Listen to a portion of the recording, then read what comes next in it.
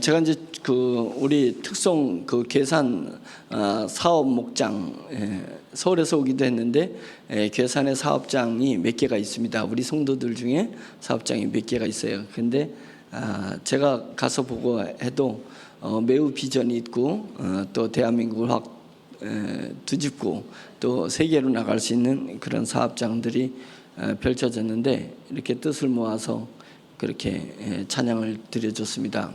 그래서 나비 넥타이까지 또 다 이렇게 오늘 새로 오신 네 분은 또 이렇게 나비 넥타이를 메고 이렇게 오니까 너무 준비된 모습이 아름답습니다. 그래서 제가 생각했어요. 때가 됐구나. 그래서 우리 세종중앙침례계 세중침에 중창단이 만들어져야 되겠다. 그래서 중년 중창단, 중년 중창단.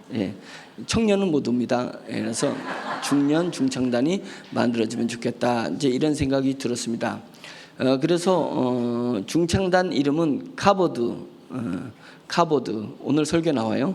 그래서 카보드가 아보카도 생각하면 비슷해요. 다 붙었어요. 카보드는 영광이라는 뜻을 가지고 있습니다. 영혼이라는 것도 있지만 영광이라는 뜻이 있어요. 풍부함, 부, 빛남, 호화, 영회, 영광, 위엄, 명성 이제 이런 부분들이 카보드라는 단어에 히브리어입니다. 있습니다. 그래서 카보드 중창단, 세종중앙침례계 카보드 중창단 어떻게 만들어질지는 모르겠습니다. 이제 성령님께서 여러분들의 마음을 감동하셔서 자유 속 위에 자원하여서 만들어질 수 있을 것이 생각하고 중찬단장은 우리 장동일 교수님이 중찬단장을 맡으셔서 다만 이제 이거 신청하려면 한 50명 신청할 거예요. 50명. 근데 좀 잘 가려서 그래서 남녀 이렇게 해서 만들어 주시길 바라고 있고요. 또 이제 제가 마음속에 두고 있는 또 찬양단은 아닌데 찬양 채널 유튜브 채널을 만들고 싶은 마음이 있습니다. 제 마음이 아파요. 그래서 아프 유튜브 채널을 만들고 싶습니다. 아프 유튜브 채널. 아마추어와 프로가 만나서 찬양하는 제 소원이에요. 우리 이호연 집사님의 음색을 보면서 제가 우리 세종중앙침례계 작년 9월에 왔는데 정말 마음의 감동이 음색이 너무 좋잖아요. 그런데 이 좋은 달란트를 세상에 알리지 못한 것이 제 마음에 부담으로 와 있습니다. 그래서 근데 제가 뭐 노래를 할 줄 알아야지 능력 있어야죠. 그래서 바람만 봤는데 프로가 왔어요. 그래서 아마추어와 프로의 만남.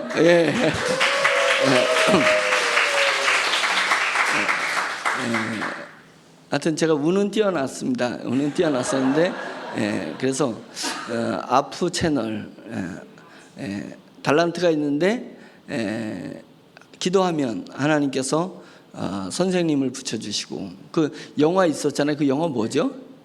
영화 제목? 그 막 힘들게 사는 청년이 스승을 만나가지고 유명해지잖아요. 그 실제 그 TV 채널에 나와가지고 아주 유명해진 그 영화 제목이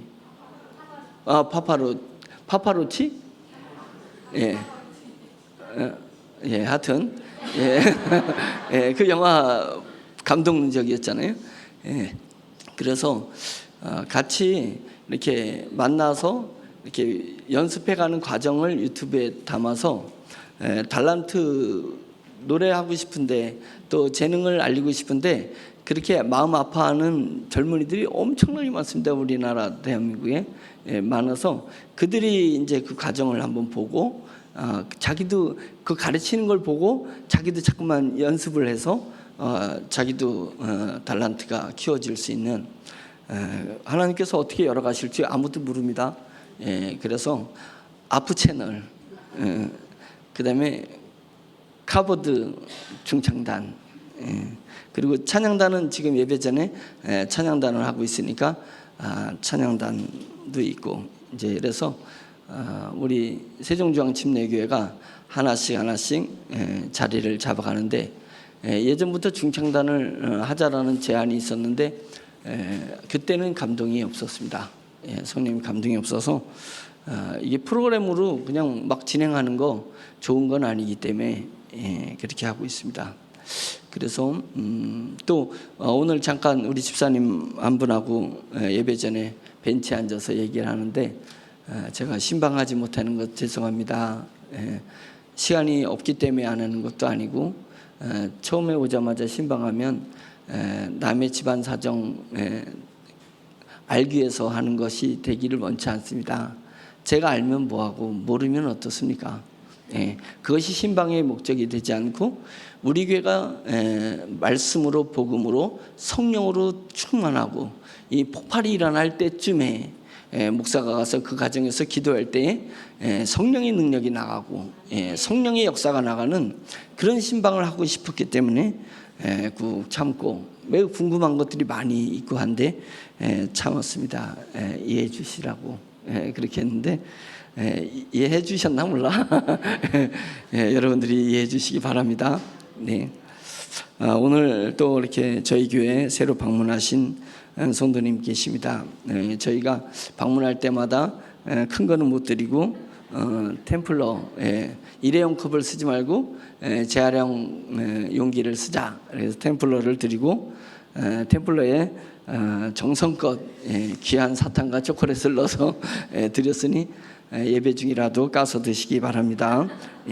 그래서 송하식 우리 성도님 오셨습니다. 한번 일어나시면 박수로 환영하겠습니다. 네, 그 옆에 아름다운 부인 이경훈 성도님 오셨습니다. 두 분은 우리 일찍 오신 김인덕 성도님 사돈 되십니다. 그래서 진짜 어려운 발걸음 하셨어요. 그래서 왜 그러냐면 배경이 불교의 배경을 가지고 있는데 교회에 처음 나오신 겁니다. 교회 문턱 넘기 정말 쉽지 않죠. 절 문턱 넘기도 쉽지 않은데 그 이슬람 그 사원 문턱 넘어가 보세요. 쉽지 않습니다. 그런 것처럼 마찬가지로 우리가 교회에 익숙해서 그렇지 교회 턱 넘기 쉬운 거 아닙니다. 그래서 교회가 너무 교회 문화가 차 있으면 안 돼요. 형식적 문화를 타파해야 된다. 그래서 그 문턱을 낮춰야 됩니다. 일반인들이 쉽게 올 수 있고 종교를 넘어서 와서 영성으로 교회가 있어야지 외모로 교회 모습을 보이는 건 좋지 않습니다. 존경하는 목사님 중에 이런 체육관을 빌려서 예배하는 목사님도 계셨잖아요. 그런 거예요. 그 문턱을 낮추려고 했던 것입니다. 그래서 자연스럽게 교회 와서 또 정착하고, 진정한 것은 예수 그리스도와 그분의 사랑을 느끼는 거잖아요. 복음의 진수를 맛보는 것이 중요한 것입니다. 우리는 천주교를 쫓아가면 안 됩니다. 형식을 쫓아가면 안 되고, 외형을 만들어가면 안 되고, 교회의 캐릭터를 그 건축에서 교회의 캐릭터를 만들어가면 안 됩니다. 그것은 중요한 것이 아니고, 우리 심령에서 예수 그리스도의 형상을 만들어가라 그랬지, 누가 교회의 외형을 문화를 만들어가라 그랬습니까? 우리 영성이 영성의 문화를 만드는 것입니다. 그래서 저희 교회는 그런 교회가 되기를 바라고 있습니다. 문턱을 최대한 낮출 수 있는 그런 교회가 되기를 원하고요. 하여튼 감사하고, 그리고 또 우리 송찬화 성도님 오셨습니다. 송찬화 성도님, 우리 자매들 반하면 안 됩니다. 짝지가 있습니다. 송찬화 성도님 오셨습니다. 너무 감사하고요. 우리 반주 교회 반주해 주셨던 민지 자매 또 왔습니다. 한번 박수로. 원래 새신자한테만 드리는 건데 그래도 또 드렸습니다. 템플러 사역이 있어서 다른 교회 이렇게 가셔서 사역하고 있는데 또 이렇게 기회가 돼서 저에게 방문해서 감사합니다. 오늘 예배는 오늘이 마지막으로 또 예배를 드리고 외국 캐나다로 또 가시는 성도도 있고, 또 캐나다 맞죠? 캐나다라는 성도가 있고, 또 그런 줄 알고 또 미국에서 또 오신 성도님들 계십니다. 박수로 환영하시겠습니다. 일어나셨죠?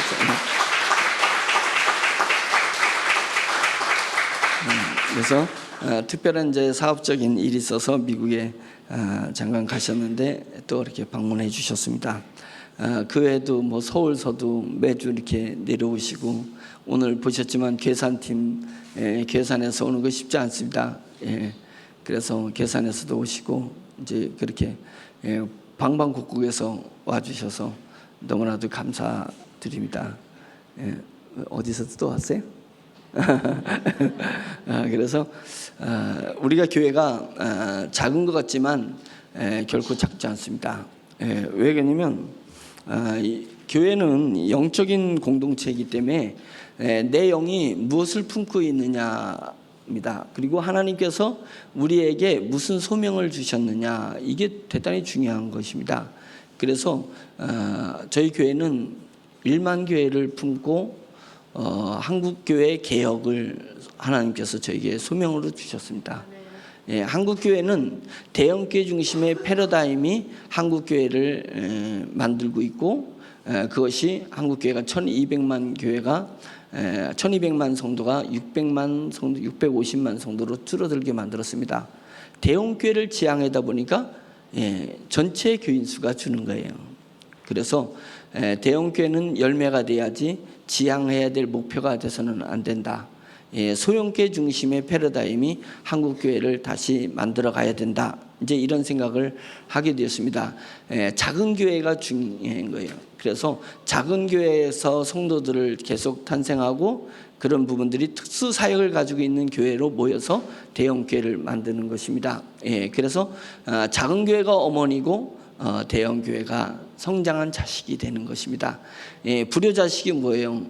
자기가 많이 배웠다고 돈을 많이 번다고, 현대 문화를 시대를 자기 세대가 이끌어 간다고 부모한테 막말하고, 부모의 귀함을 모르는 자식을 무슨 자식이라 그래요?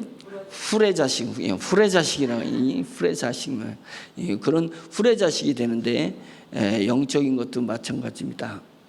영성은, 진정한 영성은 기억해요. 기억할 줄 알아야 되는 것입니다. 그래서 식물들도 사람을 기억한다는 거예요. 자기한테 사랑을 주는 그 사람을 기억을 한다는 것입니다. 그래서 자기를 키워주고 물 주고 자기를 이렇게 닦아주는 그 사람을, 주인을 알아본다는 거예요. 식물도 알아보는 것입니다. 그러니 사람이 자기를 키워주고 자기를 도와준 사람을 못 알아보면 후레 사람이 되는 거고, 그런 부분인데, 더군다나 영성을 가지고 있는 사람이 과거의 기억을 잊어버린다면, 과거에 자기에게 영성을 전달해 준 사람을 잊어버린다면 그게 후레 영성자가 되는, 후레 영성자. 우린 그러면 안 된다. 그것은 영성을 포장한 가짜 영성이 자기를 그렇게 만드는 것입니다. 그래서 경건의 모양은 있는데 경건의 능력이 없는 사람들, 경건의 능력이 없는 그리스도인이 얼마나 많이 있냐, 교인이 얼마나 많이 있냐.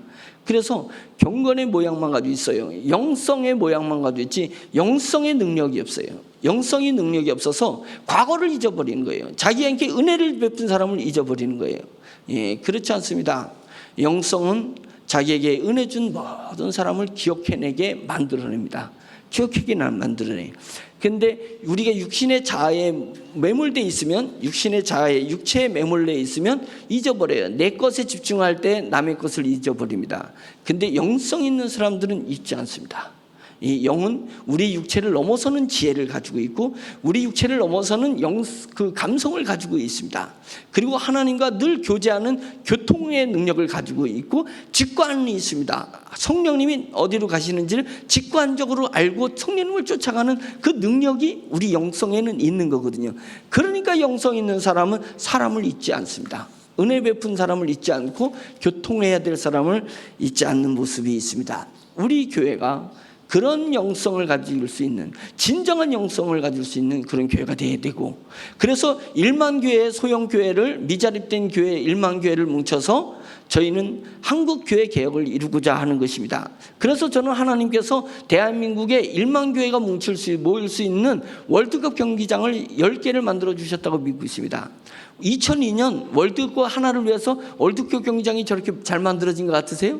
하나님은 그것은 그냥 오프닝이고, 진짜는 한국교회의 영성의 개혁을 위해서, 한국교회 변혁을 위해서 저는 10개의 월드컵 경기장을 서울에서부터 제주도까지 저는 만들어 주셨다고 믿고 있습니다.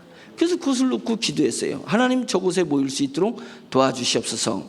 그러다 보면 통일이 올 것인데, 통일은 대형교회 중심의 프랜차이즈 전도가 되지 않고, 교회 개척이 통일이 일어나면 얼마나 큰 교회가 평양에다가 지교회를 세우고 막 이런 일이 일어날지 모릅니다. 그러나 나만의 작은 교회가 나만의 교회를 나만의 또 다른 개척교회에게 맡기고 북한으로다가 목회자가 가서 그곳에서 새롭게 작은 교회를 만들어내는데, 작은 교회 연합이 일어날 수 있는 영성의 목회, 복음의 교회를 만드는 일을 했으면 좋겠다라고 해서 통일을 준비하고 있습니다. 그래서 통일 선교를 준비하고 있고, 하나님께서 그런 과정에 땅끝 전도가 뭔지 아느냐?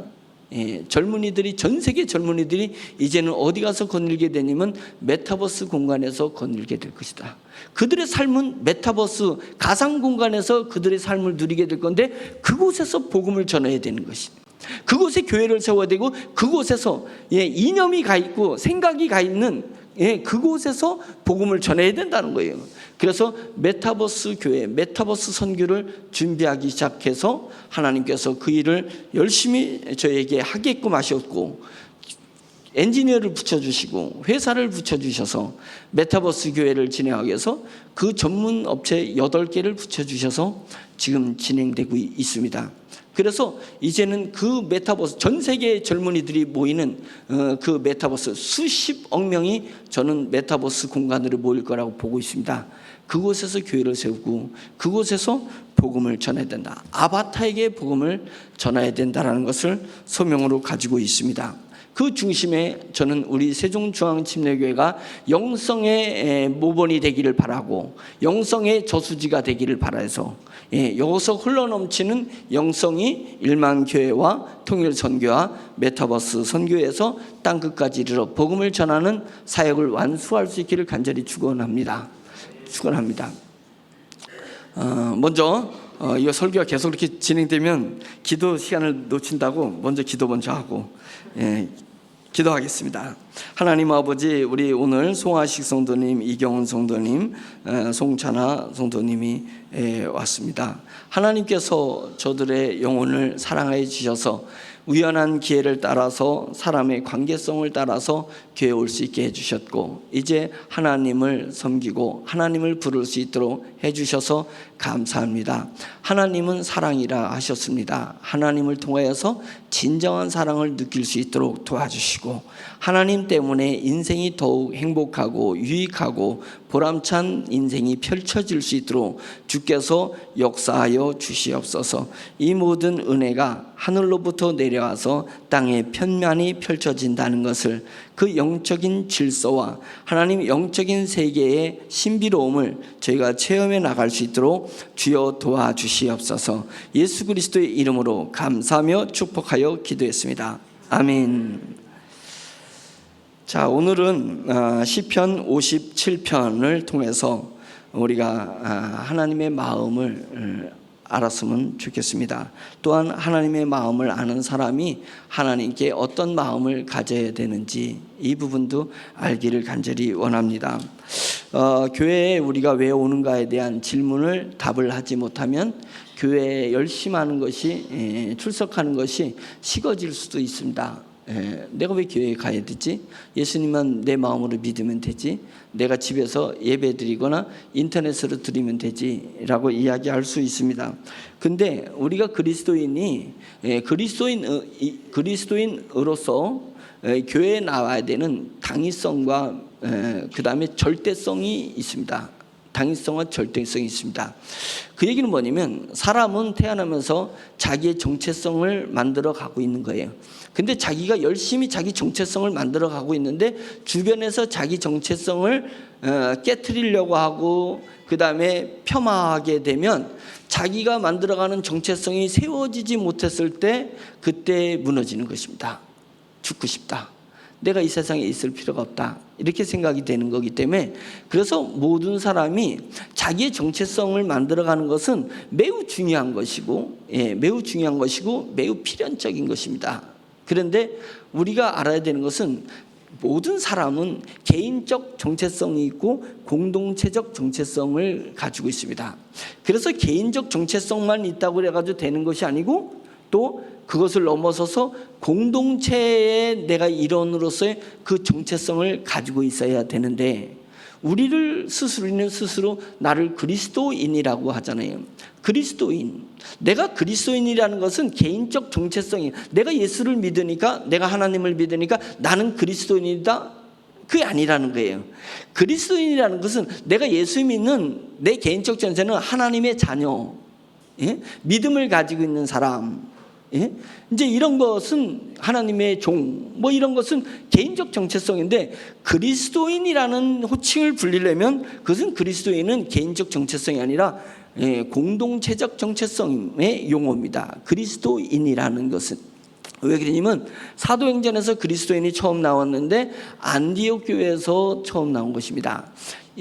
그 안디옥 교회가 세워지기 전에는 복음이 전파될 때 예루살렘에서 핍박이 오니까 핍박 때문에 흩어져서 복음이 이방으로다가 전도되기 시작했습니다. 그래서 소아시아나 이제 유럽까지 가서 복음이 전파됐는데 복음이 전파될 때 복음의 장소를 어떻게 했냐면 디아스포라들이 있었습니다.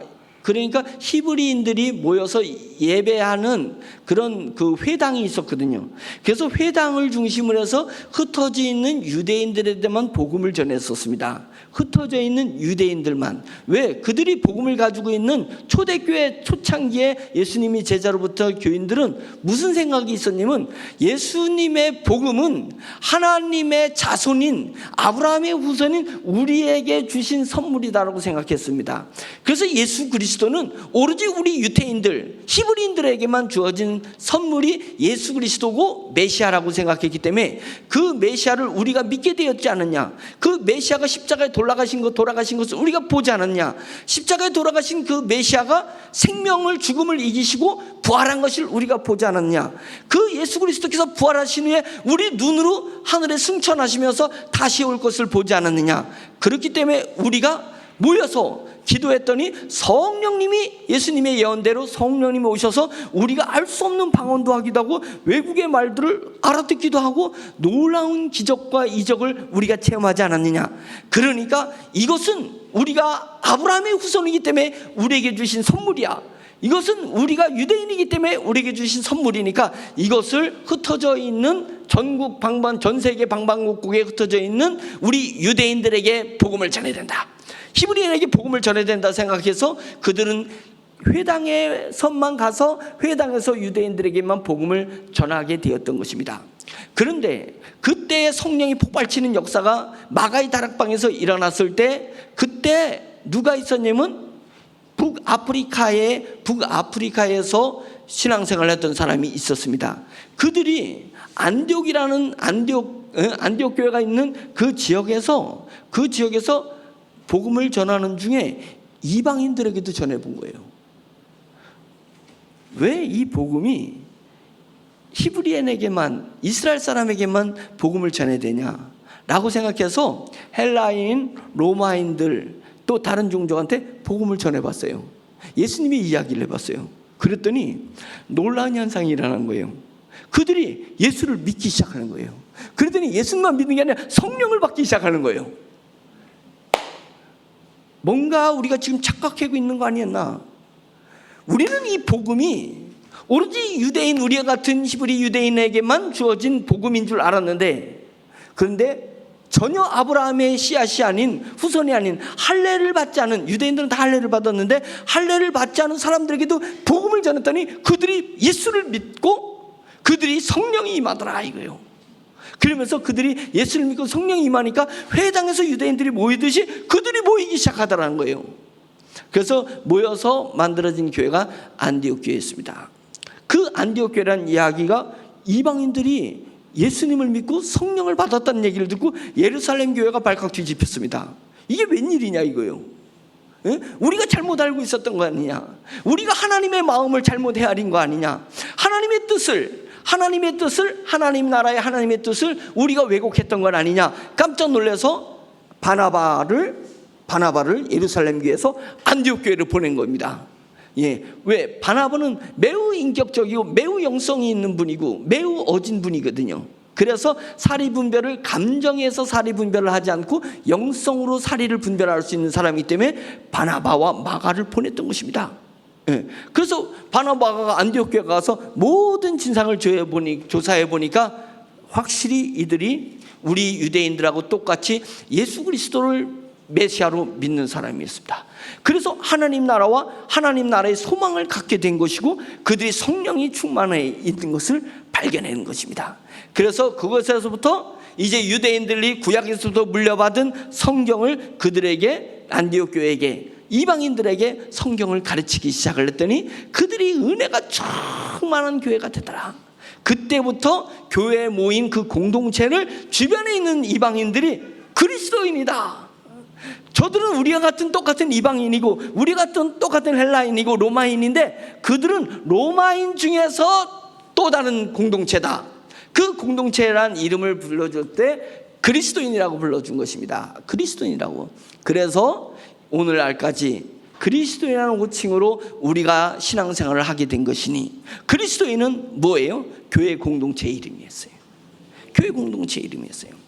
그래서 하나님께서는 개인에게는 너희는 나의 몸이라고 얘기하지 않았는데 교회 공동체에는 너희는 나의 몸이다, 나는 너희의 머리고 너희는 나의 몸이라고 했습니다. 교회 공동체가 몸이라고 했습니다. 그래서 머리가 자기 몸을 위하지 않겠냐, 우리 주님께서 주님의 몸인 우리 교회 공동체를 위하시는 것입니다.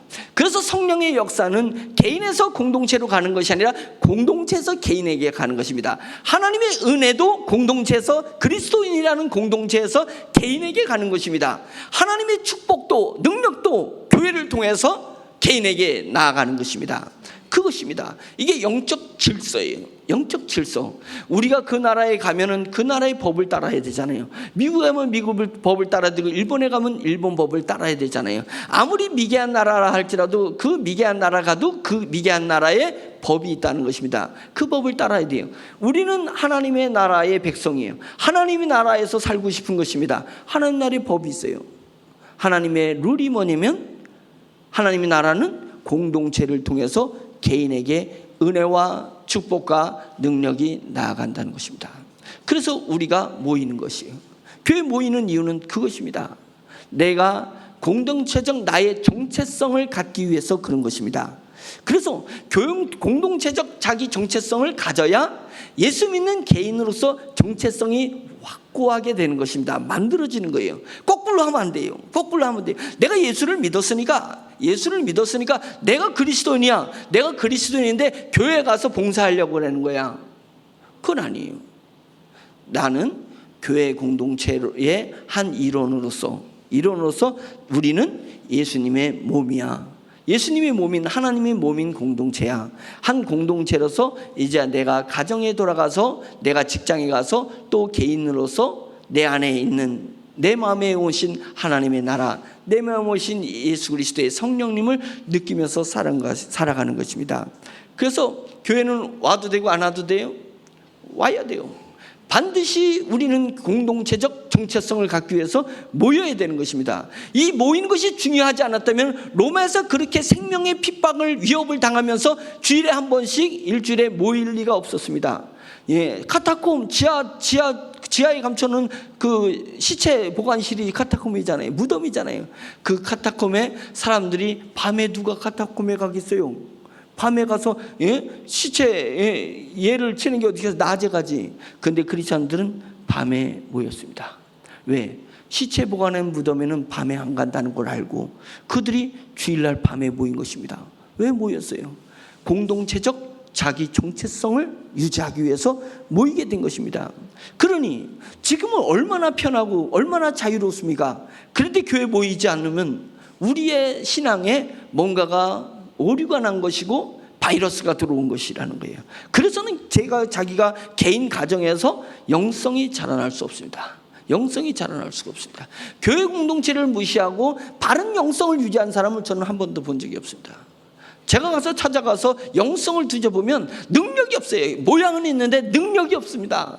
능력은 공동체에서 나오는 것입니다. 그래서 모이는 거잖아요. 그래서 모이는 거예요.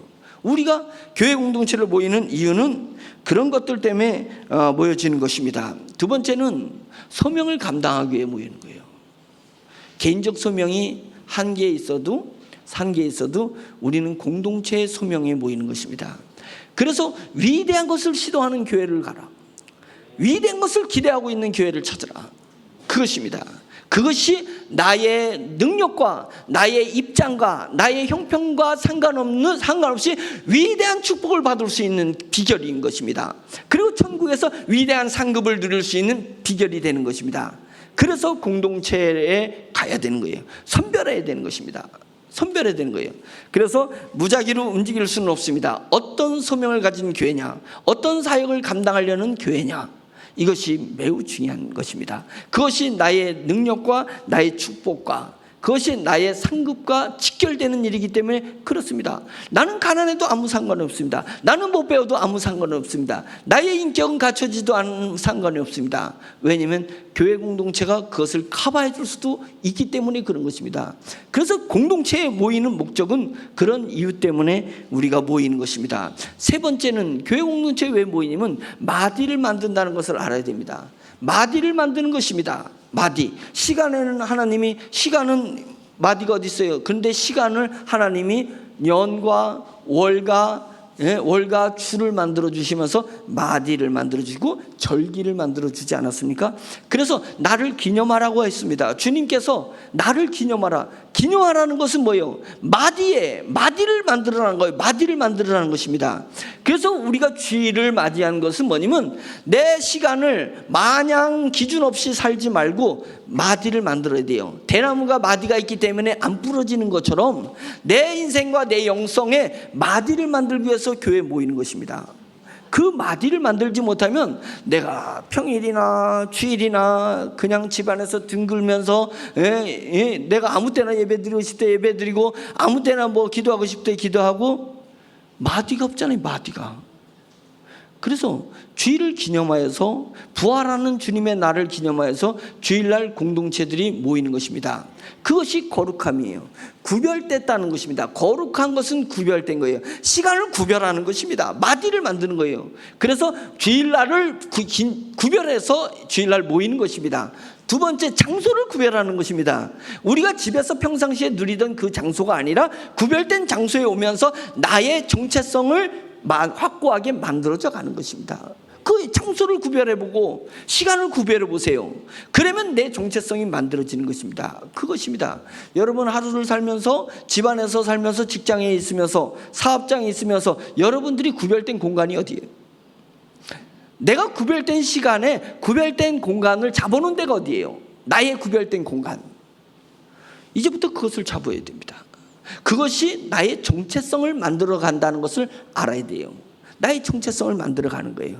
남자들이 막 사업이 힘들고 바깥 생활도 힘들은데 집에서 또 막 아내는 바가지 긁고 자식들은 찡찡대고 바깥 일은 잘 안 풀릴 때 어디에요? 남자들은 자기 동굴로 들어가. 자기 동굴로 말도 안 하고 그냥 어딘가에 처박혀 있어. 그때 이놈의 남편이야, 이놈의 영감탱이 왜 거기 가서 처박혀 있냐고 나오라고 그러면 자살해요. 자기 정체성이 흔들리니까 구별된 장소를 가는 거예요. 구별된 장소와 구별된 시간이 자기 정체성을 만들기 위해서 그 골방으로 들어가는 거예요. 그러니까 그 골방에 남편이 들어갈 때 내 기분 승질 난다고 여자분들 그거 끌어당기면 안 돼. 빨리 죽게 하려면. 그래서 빨리 가부가 되고 싶으면 막 끌어당겨. 끌어당겨가지고 내 옆에 있어. 제발 내 옆에. 어디 꼼짝대지 말고 내 옆에 있어. 예? 술 드시러 가시려면 술 드시러 가기서 내빼서, 예? 그게 거기 술집이 그분에게 구별된 공간일 수 있어요. 구별된 시간, 구별된 공간일 수 있습니다. 그것은 정체성을 만들기 위해서 그런 거예요. 그 세상의 사람도 육체도 그런 건데, 우리 영이 영성을 만들어가는데, 영적 정체성을 만들어가는데 내가 구별된 장소와 구별된 시간이 없이 어떻게 거룩함을 이룰 수가 있겠냐 이거예요. 거룩함이라는 건 구별된 건데, 모세가 하나님을 말할 때 모세야 모세야, 네가 선 땅은 거룩한 땅이니 네 신발을 벗어라. 오만 사방팔방 돌아다니던 네 신발을 벗고 맨발로 네 구별된 땅에 서라 이거예요. 구별된 땅에 서라. 이것은 거룩한 땅이라는 거예요. 그게 구별된 거잖아요. 우리가 영적 성도로서 내가 구별돼야 돼요. 구별된 시간, 주일을, 구별된 장소, 교회 예배당에 나와서 하나님의 몸으로서, 예수 그리스도의 몸으로서 내가 정체성, 공동체 영적 정체성을 만들고, 그 다음에 내가 개인으로 갔을 때 내 집이든 내 직장이든 어딘가에 내가 그 시간에 가면 내가 장소를 만드는 거예요. 있는 사람은 기도실을 만들어 놓을 수 있겠지만 없는 사람은 화장실이 딱 좋아.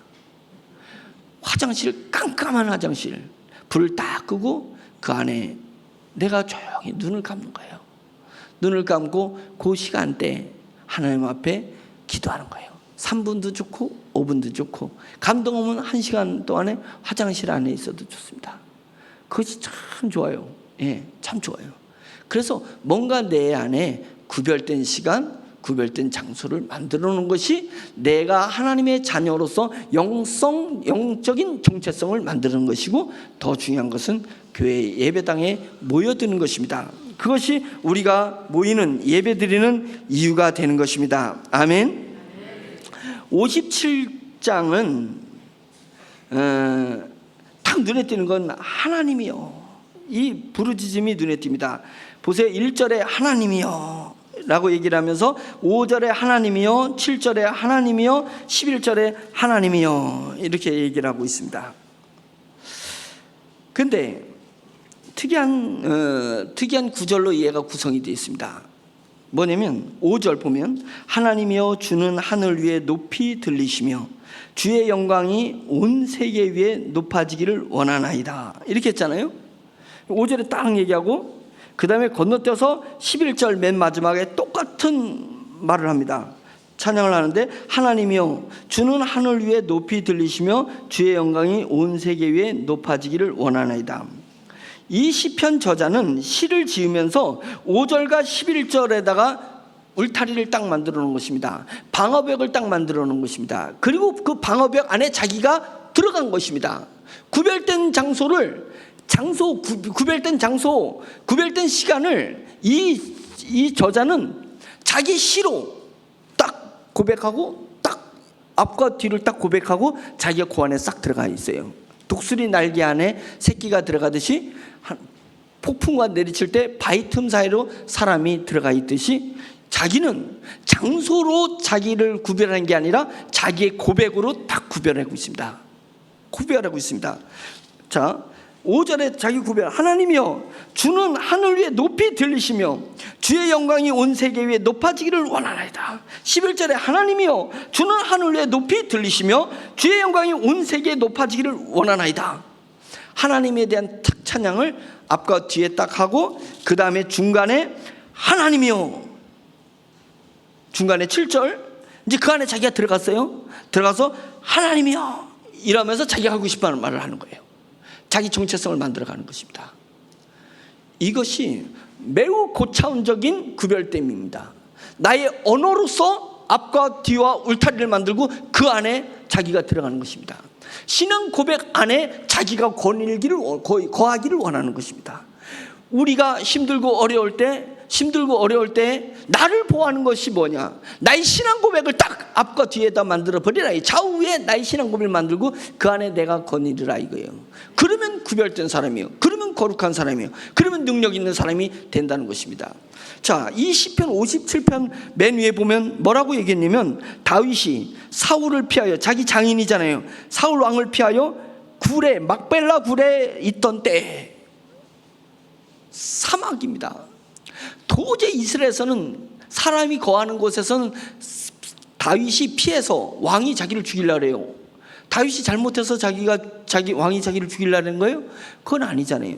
다윗이 너무 하나님을 의존하는 사람이니까 전쟁을 할 때마다 하나님의 능력 주시고 축복 주셔서 전쟁할 때마다 승리하는 것이에요. 영토를 확장하는 것입니다. 그러니까 온 백성들이 이제는 다 알았어요. 저 다윗 장군이 부마예요. 왕의 사위란 말이죠. 왕의 딸과 결혼을 시켜가지고 왕의 사위가 됐는데, 왕의 사위가 너무 위대한 거예요. 그래서 전쟁이 끝나고 승전가를 부르면서 군대가 들어올 때 그들이 막 박수치면서 떠드는데, 뭐라고 떠드느냐면 그게 왕의 소리 들린 거야. 다윗 왕의 소리 들리는데, 사울 왕이 죽인 사람은 천천히요, 다윗 장군이 죽인 사람은 만만이다. 자기보다, 왕보다 다윗을 더 위대하게 칭송한 것에 시기가 들어간 거예요. 육적 자아의 시기가 딱 들어간 거예요. 그 시기는 마귀가 잡습니다. 시샘하는 것. 나의 부족함, 뭐요? 제가 나보다 더 대단해? 그 얘기는 뭐예요? 나는 쟤보다 부족하다는 거야 라는 마음이 들면 사탄이 그 마음을 타고 들어가서 붙들어요. 우리가 범죄하지 않을 수가 없습니다. 범죄하지 않을 수 없습니다. 우리는 부모가 나를 잉태했을 때, 부모 아버지의 정자가 어머니에게 왔을 때, 난자에 결합될 때 죄악 중에서 나를 결합한 거예요. 잉태한 거예요. 그래서 10개월을 어머님이 나를 품었을 때도 어머님은 죄악 가운데 나를 10개월 동안 키운 거예요. 내가 낳을 때도 죄악 중에 낳고, 내가 살아가는 것도 죄악 중에 살아갈 수밖에 없어요. 내 육체를 입은 동안 살아갈 수가 없어요. 제가 평생에 죽는 날까지 영성인 신앙생활을 한다 해도 내 육체를 가지고 있는 한 죄를 벗어날 수는 없어요. 죄를 벗어날 수는 없어요. 그것을 인정해야 거기서부터 능력이 나가기 시작하는 것입니다. 나의 죄성을 인정하지 않고 어떻게 영성이 만들어질 수 있겠냐 이거예요. 내가 죄인이라는 것을 인정해야 되는 거예요. 나는 죄를 계속 질 수 있다는 것을 인정해야 되는 것입니다. 그런데 죄에 얽매이지 않는 것은 뭐냐면, 내가 순간 죄를 짓는데 그 죄를 사탄이 품게 만들면 안 됩니다. 사탄이 품게 만들면 안 된다. 어떤 학자가 그런 얘기를 했습니다. 내 머리로 새가 지나가는 것을 어떻게 막아요? 이상한 생각 들고, 나쁜 생각 들고 들어오는 걸 어떻게 막냐고요? 막을 수가 없어요. 그러나 그 새가 내 머리에 둥지를 틀게는 하지 마라. 둥지 틀게 하지 말라는 것입니다. 그러니까 죄의 생각과 죄의 행위가 있을 수 있어요. 실수할 수 있어요. 순간 막 감정이 폭발칠 수 있어요. 그런데 그때 우리가 알아야 될 것은 뭐냐면, 육적인 자아의 내 모습을 딱 보이는 순간 먹이 냄새가 난다는 거예요. 먹이 냄새가 나는 거예요. 그래서 악한 영이 우는 사자같이 삼킬 자를 찾아 헤맨다. 삼킬 자를 찾아 헤맨다. 삼킬 자를 어떻게 찾아 헤매겠어요? 사자가, 악한 영들이, 귀신들이, 사탄들이 어떻게 삼킬 자를 찾아내는 줄 알아요? 내 속에서 죄악의 향기를 뿜어낼 때. 죄악의 향기를 뿜어낼 때. 죄를 짓는 것이, 사탄이 나를 유혹해서 죄를 지었다고 생각했는데 그건 핑계예요. 천국 가서 그런 핑계 댔다가는 욕 퍼대게 되는 거예요. 그런 핑계 대죠. 그래서 핑계할 수 없다 그러잖아요. 핑계할 수 없다. 내가 부모로부터 물려받은 내 육체의 죄성 때문에 죄를 진 거예요. 그 죄를 사단이 탁 움켜쥐고 내 안에 있는 믿음을 빼내려고 하는 거예요. 사단은 죄 짓는 게 뭔 상관이 있어요? 사단이 죄의 냄새를 맡고 사단이 들어와서 내 안에 있는 믿음, 우리 주 예수 그리스도를 믿는 그 믿음 때문에 내가 하나님의 자녀가 된 것이고, 그 믿음 때문에 구원을 받은 것이고, 그 믿음 때문에 죄의 문제가 해결되는 것이고, 죄를 위해서 십자가 돌아가신 예수 그리스도는 나랑 뭔 상관이 있냐고요. 나랑 뭔 상관이 있어요? 2000년 전에 예수와 지금 2000년 후에 나랑 뭔 상관이 있어요? 그분하고. 그런데 그분하고 상관 있게 만드는 것이 4차원적 믿음이 내 안에 들어오면 연관이 되게 돼 있어요. 그것이 믿음이 시간대를 초월하는 것이 믿음인 것입니다. 하나님은 알파와 오메가요, 처음과 나중이요, 시작과 끝이라. 이전에도 있었고 지금도 있고 앞으로 있을 자니라. 하나님은 그런 분이시잖아요. 시간과 공간을 초월하신 분이 하나님이시잖아요. 그 하나님의 독생자가 십자가에 못 박혀 돌아가셨습니다. 그분은 무소부재하셔요. 그분은 어디에나, 예수님을 돌아가시기 전에 구약에도 구약에도 바라올 메시아를 보고 믿었으니까, 구약에도 예수님의 영향력이 있고, 예수님이 탄생했을 때 공생에도 영향력이 있고, 지금 예수님 후에 이 시대에도 영향력을 가지고 있어요. 그분의 사랑과 그분의 희생은 영향력을 가지고 있어요. 그런데 우리는 그것을 받아들일 영향력이 없어요. 연결고리가 없다는 거예요. 그 연결고리를 만들어내기 위해서 성령님이 우리 안에 믿음을 넣어주신 거잖아요. 이 믿음이 내 안에 딱 장착하니까 내 믿음은 4차원의 세계예요. 과거에도 쓸 수 있고, 과거도 믿을 수 있고, 지금도 믿을 수 있고, 미래도 믿을 수 있어요. 천국이 내가 임하는 것, 내가 천국에 간다는 것을 내가 믿을 수 있잖아요. 지금은 심하게 주님을 보나 천국에 가면 얼굴과 얼굴을 대하여 거울을 보듯이, 아니 얼굴과 얼굴을 대하여 보듯이 볼 것이다. 내가 믿어버렸잖아요. 이 믿음이 4차원의 세계가 내 안에 딱 오니까, 장착되니까 4차원의 우리 주 예수 그리스도와 4차원의 내 믿음이 딱 결합돼 가지고 내가 구원에 이르게 되는 것입니다. 내가 믿고 하나님의 자녀가 되는 것이고 천국 백성이 되는 것입니다. 그 믿음이 내 안에 딱 장착이 된 거잖아요. 장착이 된 거예요. 그것입니다. 그래서 내 안에 이제 믿음이 장착됐어요. 뭐 어떻게 간 거지 모르는데, 하여튼 다윗이 사울왕의 사이가 됐어요. 희생하는 거예요. 사람들이. 사울왕이 다윗이 만만하니까 희생하는 거예요. 그러니까 시샘했단 말이에요. 시샘하니까 사탄이 딱 물은 거죠. 예, 시샘하는 자체가 잘못됐다고 얘기할 수 없어요. 문제는 자체를 너무 시샘하는 걸 해가 지도록 계속 품으니까 문제인 거예요. 계속 품고 있으면 사탄이 나를 잡아요. 나를 잡으면 내 안에는 믿음을 빼내려고 한다니까요. 믿음을 빼내려고 해요. 여기에 걸려들지 마세요. 예? 여러분들 죄에 눌릴 필요 없어요. 내가 실수하고 잘못하고 이거에 눌리지 말고, 죄를 졌으면 하나님 앞에 회개해버리면 되는 것이고, 문제는 더 중요한 것이 죄를 계속 가지고 있다가 사탄이 물어버려. 쫓아와가지고 물고, 그 다음엔 내 믿음 빼낼까봐 두려워해야 돼요. 내 믿음 빼낼까봐 두려워해야 됩니다. 거기서 사울이 걸려들었어요.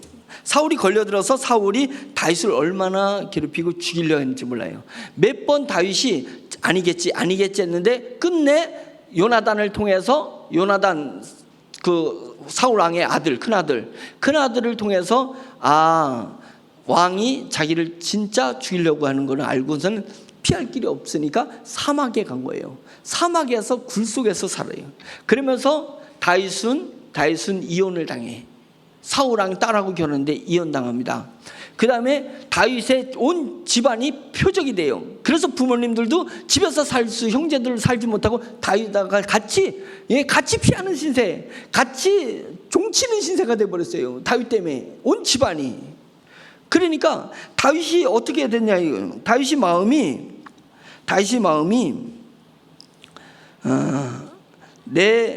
이렇게 나와 있습니다. 보세요.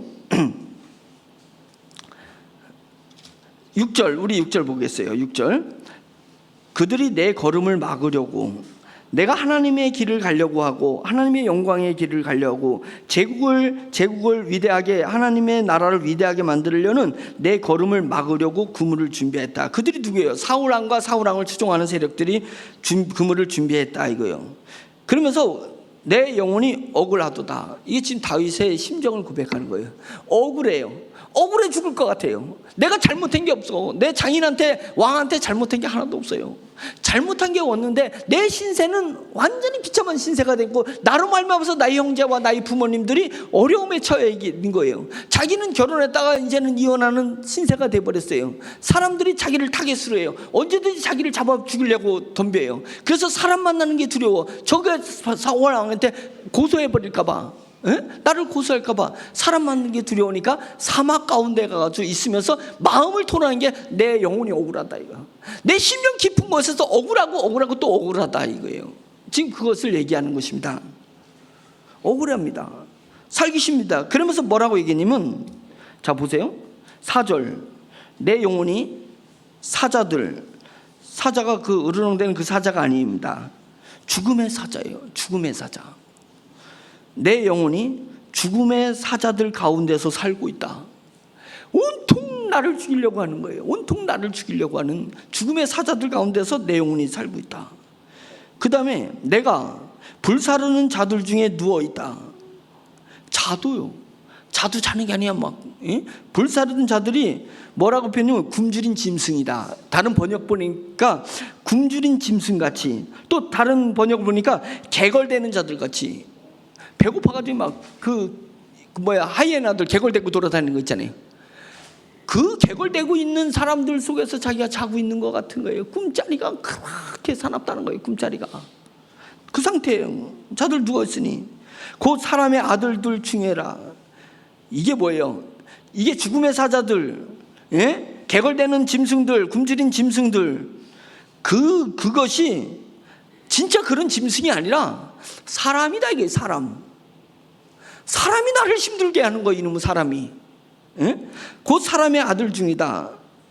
그들의 이빨은 창과 화살이요, 그들의 혀는 날카로운 칼 같다. 혀가의 말 한마디 한마디가 막 내 가슴을 푹푹 쑤시는 거예요. 그냥 나를 그 손에 칼날이 싹 베고 나갔을 때 알이잖아요. 막 알이 보면 기분이 뼈하잖아요. 말이 상처를 주진 않았는데 이 말이 나를 아리게 만들어요. 우리도 그런 말 자주 해요? 그러면 안 돼요. 내 말이 남을 아리게 하는지, 내 혀가 여기 말대로 날카로운 칼 같아요. 면도칼 같이. 근데 면도칼 같은데 집에 와가지고 이게 더 갈아야지. 막 더 예리하게. 그래가지고 내 한 방 먹으면 그냥 내 한마디 하면 그냥 풀이 팍 죽어버리게 저놈이. 그잖아요. 그거 예리하게 욕하는 사람들 더 센 욕 찾아봐. 막 유튜브에 더 센 욕 가르쳐주는 데도 있어. 또 유튜브 채널 욕 가르쳐주는데. 그래가지고 내 속은 후련한데 그 사람은 난도질한 거잖아요. 우리가 그러려고 하십니까? 그러면 안 돼요. 그거는 육적인 자아가 발동한 거예요. 그게 죄예요. 육적인 자아가 발동해서 자꾸만 그런 모습을 보이는데 그 다윗은 그런 것을 역으로 당하고 있는 거예요. 당했어요. 그런 일을 그런 게 사람의 아들들이다. 하나님의 아들과 사람의 아들이 그렇게 차이가 나는 것입니다. 하나님의 아들과 사람의 아들 뭐예요? 제가 늘 강조하는 건 사람의 아들은 자기가 과거에서부터 살아온 자기의 인격으로 미래를 살아가는 사람이 사람의 아들들이에요. 내가 무슨 경험을 한 것 때문에 오늘을 살고 미래를 살려고 해요. 내가 과거에 경험했던 것, 내가 과거에 상처받았던 것, 내가 알고 있었던 배웠던 것, 이걸 가지고 내가 배운 것 가지고 오늘을 살고 내일을 살려고 하는 건 사람의 아들들이에요. 아무리 인격적인 것 같아 보이고 아무리 세련된 모습인 것 같고 아무리 의리한 집에서 의리의리한 차를 타고 다녀도 사람의 아들이야. 너희들은 사람의 아들이라고. 교회 와도 사람의 아들이요. 교회에서 사람의 아들이 얼마나 많은지 알아요? 교회에서 자기가 배운 것 가지고 신앙생활을 하려고 하는 거예요. 자기가 과거에 경험한 거 가지고 신앙생활을 하는 거예요. 자기의 과거의 상처를 교회 와서 그 상처를 위로받으려고 와서 또 똑같은 짓을 해. 똑같은 짓을. 세상을 안 받아주니까 이제 다 글렀어. 세상에서 누구한테 말해도 이제 나를 다 알았어. 어디 가서 하소연을 할 데가 없어. 아무도 나를 위로해 주잖아. 그러니까 교회 와서 위로를 받으려고 해요. 나쁜 것은 아니지만 그게 육적 자아로 가지고 와가지고 똑같은 짓을 한다니까요. 교회 와서. 그게 사람의 아들이래요. 사람의 아들. 교회는 뭐예요? 하나님의 아들이 되는 거예요. 하나님의 아들이 뭐냐면 하나님으로부터 하나님이 내게 믿음을 주시면 내 안에 영적인 자아가 만들어지거든. 영혼이 내 안에서 깨어나기 시작하는 거예요. 그러면 영적 자아가 내 안에 육적 자아는 아니고 또 영적 자아라는 게 있어요. 우리 새로 오신 분들은 이해 못하지만 영적 자아라는 게 있어요. 그래서 전영철은 저는 과거는 아무 상관없이 하나님의 아들로서 하나님의 종으로서 저라는 전영철이 영적 정체성을 가지고 있어요. 저는. 그래서 세상에서 나한테 뭐라 그랬는들 내가 눈 하나 꼼짝하나 봐요. 눈 하나 꼼짝하지 않습니다. 목사님 너무 힘드시겠어요. 어쩌고저쩌고 그러면 껌도 아닙니다. 그런 거 껌도 아닙니다. 제가 하는 거 아무것도 아닙니다. 왜요? 내가 육적 자에 딱 쓰면 그것이 막 두렵고 그것이 열받고 내 영혼이 억울하다고 하고 이러는데, 영적 자는 하나님이 내게 환난은 인내를, 인내는 연단을, 연단은 천국의 소망을 더욱더 견고하게 하기 위해서, 그 다음에 하나님의 뜻과 하나님의 소명을 이루어가는데 악한 영들이 왜 가만히 있겠어요? 예, 가만히 있지 않잖아요. 그러니까 그런 거예요. 영적 싸움이야. 영적 싸움에서 취하는 최고의 태도는 뭐냐? 기다리는 거예요. 기다리는 거예요. 영적 싸움에 우리가 하는 최고의 태도, 예? 나의 영적 싸움의 기반이 되는 것은 기다림인 거예요. 기다림. 그러니까 기다림으로 장착해야 돼. 나를 장착해야 되는 거예요. 근데 그 기다림을 서두르는 순간 끝나버려요. 예? 영적 싸움은 서두르는 순간 끝나. 그래서 이거 영적 싸움이 진행되는구나 딱 생각하는 순간 나는 뭘로 잡아야 돼요? 기다림을 일단 기본 장착해야 돼. 기다림을 딱 장착하고 그 다음에 하나님의 전신갑주를 입으세요. 구원의 투구를 쓰고 의의 흉배를 붙이고 진리의 띠를 띠고, 그 다음에 말씀의 검을 갖고 복음의 신발을 신고, 그 다음에 왼쪽에 믿음의 방패, 오른쪽에 말씀의 검, 양날 가진 말씀의 검을 가지라는 거예요. 근데 그러기 전에 제일 밑바닥에 뭐가 있어야 된다고요? 기다릴 수 있는 준비를 해야 돼. 기다림. 영적 싸움은 무조건 기다림이에요. 성령님이 역사하실 때까지 기다리는 거예요. 예, 딱 배다 힘주고, 예, 최악의 것을 상상하라 이겁니다. 기다리면은 최악의 것을 상상하라. 내가 최악의 벼랑 끝에 가면서 떨어져 죽겠지 뭐, 이거예요. 떨어져 죽겠지. 죽으면 천국을 가는데 뭘 걱정이야. 천국이 기다리고 있는데. 그거잖아요. 기다리는 거잖아요. 죽을 때까지 기다려보세요. 죽나 안 죽나. 그래서 벼랑 끝에 서는 용기를 가져라. 벼랑 끝에 서는 용기를 가져라. 다르게 얘기하면 벼랑 끝으로 가는 용기를 가져야 됩니다. 그럴 때 우리가 그러질 못해요. 벼랑 끝에 가는 것 같으면 서두르기 시작해. 이거 내가 뭘 어떻게든지 해야 되는데, 육적자가 딱 나타나면 사단이 딱 물어. 그래서 믿음을 빼내려고 한다 이거예요. 똑같잖아요. 순서. 그거 많이 경험해 봤잖아요. 내가 서두르면 사탄이 역사해요. 역사하면 내 믿음이 뺏어질 것 같아. 그래가지고 하나님의 나라를 잃어버린 사람들이 얼마나 많은지 모릅니다. 영적 싸움을 깨달으면 기다려야 된다. 아멘이죠? 그러면서 너무 시간이 많이 가서 많이 갔는데 7절에 이렇게 된 겁니다. 이제 7절에 하나님이여 찬양을 겉에다 놓고 하나님이여 찬양을 뒤에다 놓고 그 안에 자기가 구별되게 그 속에 들어가서 이제 외치는 것입니다. 7절 하나님이여 내 마음이 확정되었고 내 마음이 확정되었사오니. 마음은 레브입니다. 히브리어로 레브인데 레브는 속사람이에요. 내 겉사람은 피곤하고 억울해. 근데 내 속사람은 확정되고 확정되었다. 그 찬양 있죠. 내 영혼이 확정되고 확정되었사오니. 아멘. 예, 확정되고 확정됐다. 지금 다윗이 앞에 하나님 찬양하는 거 딱 울타리 쳐놓고 뒤에 하나님 찬양하는 거 울타리 딱 쳐놓고 그 안에 들어가서 하나님이요 내 영혼이 확정되고 확정됐습니다. 이렇게 얘기하는, 확정되고 확정되었어. 내가 노래하고 내가 찬송하리다 라고 얘기하면서 8절에 멋진 고백이 나옵니다. 내 영광아 깰지어다. 내 영광아 내 속에 있는 영광이 있다는 거예요.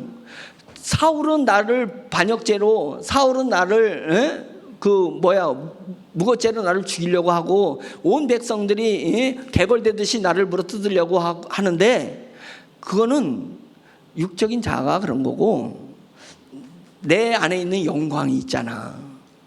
우리 하나님을 믿으면서 내 안에 있는 영광이 있잖아요. 하나님의 영광. 예? 그 영광이 뭐라 그랬죠? 카보드. 뭐라 했죠? 뭘 생각해라고? 아보카도. 아보카도. 아자만 빼고 다 들어갔어요. 카보드인데 풍부함, 빛남, 호화로움, 영예, 영광, 위엄, 명성. 이 원어사전을 찾으니까 이런 거 다 들어가 있어요. 이 카보드라는 단어에. 예, 그것이. 그래서 우리나라 어떤 번역에서는 영혼이라고 한 거예요. 영혼. 내 영혼아 깰지어다 이렇게 했는데, 그 영혼, 그냥 예수 믿지 않는 그 영혼을 얘기하는 게 아니라 예수를 믿게 되는 그 영혼에는 그런 영광스러운 것이 다 들어갔다는 거예요. 예수를 믿고 하나님을 믿고 하나님의 자녀가 되는 영혼은 풍부하고 부가 있고 빛나고 호화롭고 영예롭고 영광스럽고 위엄이 있고 명성이 있는 그 영혼으로 바뀌었다 이거예요. 그것을 지금 다윗이 딱 자기를 죽이려는 사람 사막 가운데 굴 속에 들어가가지고 하나님 찬양합니다, 모든 건 지존은 하나님입니다, 딱 못 박아놓고 뒤에 못 박아놓고 자기 안에 들어가가지고 내 영혼아 내 영광아 깨어라, 이거 내 속에서 깨어나라 이거예요. 그런 것들 때문에 주눅 들지 말고 육체적 정체성이 아니라 영적 정체성을 살리려고 했던 거예요. 내 영광아 깨어나라, 내 속에 있는 영광아 깨어나라. 자기를 깨운 거예요. 자기를. 두 번째 뭘 깨웠냐? 비파와 수금아 깰지어다. 다윗이 비파를 무진장 잘 치기 때문에 다윗은 도망가도 비파를 가지고 있었어요. 자, 삶의 여건을 찬양의 도구로 쓰는 것입니다. 비파야 깨어나라. 환경을 바꾸기 시작하는 거예요. 내 영혼이 안 바뀌었는데 환경이 어떻게 나를 위한 도구가 되고 하나님을 찬양할 수 있는 도구가 되겠어요? 내 직장이든 내 사업체든 내 가정이든 모든 내가 만지는 것들이 어떻게 하나님 앞에 영광이 되겠어요? 될 수가 없어요. 내 영광이 깨어나야 그들이 바뀌는 거예요. 그 환경을 예전에는 아유 이놈 원수 덩어리 이게 뭘 필요했나 하는데 그것을 내가 하나님을 찬양하는데 쓰는 거예요. 그러니까 내 영광아 깰지어다. 두 번째, 비파야 수금아 깰지어다. 나의 환경의 모든 것들은 이제 깨어나라 이거예요. 깨어나라. 세 번째, 내가 새벽을 깨우리로다. 뭐요? 미래를 깨우는 것입니다. 새벽은 저도 느꼈지만 진짜 비참하고 참담할 때는 내일이 오는 게 싫어. 내일 오는 게 싫어가지고 그냥 잠이 오는데 앉아.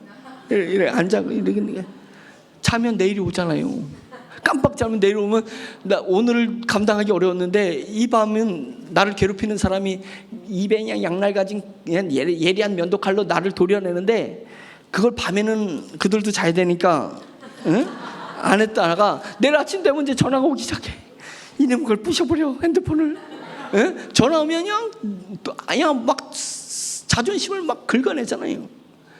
그리고 내 정체성이 무너질 것 같으니까 그냥 앉아 이렇게 끌어야 되나 시간을 끌다가 그러면 새벽이 오잖아요. 그랬던 적이 많이 있었습니다. 네, 자기 싫어서 내일 새벽이 오는 게 두려웠는데 그러면 안 돼요. 그러면 안 되고 내 영광아 깨어라. 내 모든 환경아 깨어나라. 그러면 내일을 열 것이다. 내가 내일을 깨울 것이다 이거예요. 미래를 깨울 것이다. 그래서 그 숱한 상황을 이기고 이겼더니 하나님께서 새날을 주시지 않습니까? 새날을 주시고 저는 미래가 무궁무진해요. 엄청나게 할 일이 많이 있습니다. 우리 다 같이 자기를 깨우고 환경을 깨우고 미래를 깨우는 그런 그리스도인 되기를 예수 그리스도인은 축원합니다. 그래서 환경이 나를 가두지 못할 때, 구별되는 환경 못할 때 뭘로 해라고요? 하나님 앞에 찬양으로 고백으로 딱 고정시키고 이쪽도 막아버리고 앞뒤 탁 막은 다음에 그 안에 싹 들어가서 하나님이여, 한 번 더 읽겠습니다. 하나님이여, 내 마음이 내 속사람이 확정되고 내 마음이 확정되었사오니 내가 노래하고 내가 찬송하리다. 내 영광을 깰지어다. 하나, 두 번째 비파의 수금을 깰지어다. 둘, 세 번째 내가 새벽을 깨우리로다. 아멘.